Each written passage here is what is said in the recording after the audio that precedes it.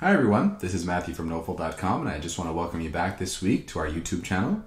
Each week we go through the speaking or the writing task and we review a submission from our forum for the benefit of everybody that wants to help themselves to get a really great score on the TOEFL test for these sections. This week we're going to be doing the independent writing task. If you want to know about more posts and how we're going to review more work in the future, stay tuned till the end and we'll show you exactly how to access our forum. This week we're going to be doing another basic question from the TOEFL, which is going to be about whether you prefer lectures or discussions in a classroom setting. So which do you most like in class? Do you prefer just the lecture of the professor talking or a discussion between everybody in class? So if you're not sure about this, don't worry. We're going to show you an essay that was really great that will help you to get a good score. So let's take a look at it. Okay, so this particular essay would get a 30 out of 30, approximately. There are some grammatical errors here that really wouldn't affect it too much. The student still probably would get between a 28 and a 30 out of 30. And a lot of students are really trying to get that high score, at least a 24. And the foundation of what you have to do is just clarity and smoothness. Really understanding your thoughts and your ideas before you even write them down. That is the most important point to take away from this. No one's saying that you have to get a 30 or it has to look like this essay. But if we look at the structure and we look at the organization as we go through it, you're going to see very, very strong grammatical fluency. And if your writing isn't that smooth or that clear, don't worry. As soon as you get your ideas clearly in your mind, how you want to take them from beginning to end, that part helps with the fluency, because once you write short sentences, then you know what you want to say and you can build upon that. It makes it easier to express it to somebody who doesn't know anything about that experience. So let's start with the introduction. The reason why I want to highlight this is because the first sentence is something that is not really, sophisticated. It's not going to be something that you want to think about too much. Just say something really clear, very basic, which was done here, and this person still was able to get a 30 out of 30. So they state the basic structure of what they want to say, and then they say their opinion, which is that they prefer discussions, which is good. So some people agree, some people disagree. I personally believe this, and that's what we want to do for the introduction. Now, the heart of your score, other than fluency and grammar and clarity, is really going to be about the development of your content. So I want you to look at the first reason here, because they learn how to interact with their fellow students. So this person wants to be in a classroom with discussions. So they learn how to interact. Now what you want to do is link that directly to the body of the paragraph, which is done very well here. If we look at the highlighted sentences in red, we talk about a friend of his who was able to talk about Muslim traditions, right? And he was born in Turkey, has all this experience, and then he says, consequently, he was able to tell us a lot about the customs, the habits, and people really opened up their minds to this experience. And this would not have happened if there was a lecture. So you might think that this is a little bit too short, but it's very, very strong. It's a very clear, very direct way of writing, and this is exactly what you want to see on the TOEFL. So if you're looking at these body paragraphs and wondering how you can do that yourself, what you want to do is take it one step at a time, one body paragraph at a time. Make sure that you're developing it, connecting the reasons and the examples clearly and effectively, just like this student did here.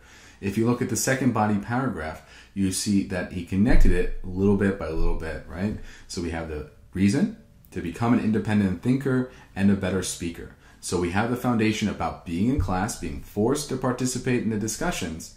Then the next point about anxiety. So he was forced to do this, but he felt anxious about it. But being able to go through it, he was enabling himself to overcome this fear of talking in front of other people and the fear that was associated with that. And that's a good explanation. Then we transition a little bit more. And this idea, while not completely developed, I would like to see a little bit more development. It's still detailed enough. It's still connecting and explaining back to the main reason. And since it's grammatically accurate and very clear and smooth, that takes care of 50% of the grade. Because the idea is clearly stated and directly stated and connects with the reason, that's what the TOEFL grader is looking for. So this is a really good example of how that's done and how that's illustrated. So if we look at halfway through the second body paragraph, that these discussions supported my skills to create new and independent ideas. Okay, I would like to see a little bit more development with that, but you can see that he's winding down, going towards the conclusion. As a result, I learned much more than the classes with lectures and only a small amount of discussions, and in addition, I did not miss the professor's lectures. Okay, so this might not be necessary, but it's also furthering the point and concluding nicely and clearly and connecting back with the main idea. So what you want to do as you're going through your body paragraphs is to provide these simple main ideas. So they're not really minute details, like little details about everything that happened. It's really about constructing an essay that has major details that connect back with the reason and that will help you to smoothly transition into a conclusion as you see here. So I want you to reference this particular essay, look at it, analyze it, and look at how the structure is going to be compared to your body paragraphs. Use it as a reference. And if you find that your word count and your details are a little bit lighter than this, take it one body paragraph at a time. Don't do the whole essay all at once. Develop the ideas, develop the examples, and then create the body paragraph by itself and try to get about 180 to 190 words, like we have here, going from point A to B to C to D, the conclusion. And you want to take us through that experience. So I hope this helped, and I hope this was a good illustration of what the TOEFL grader is looking for to get a very high score.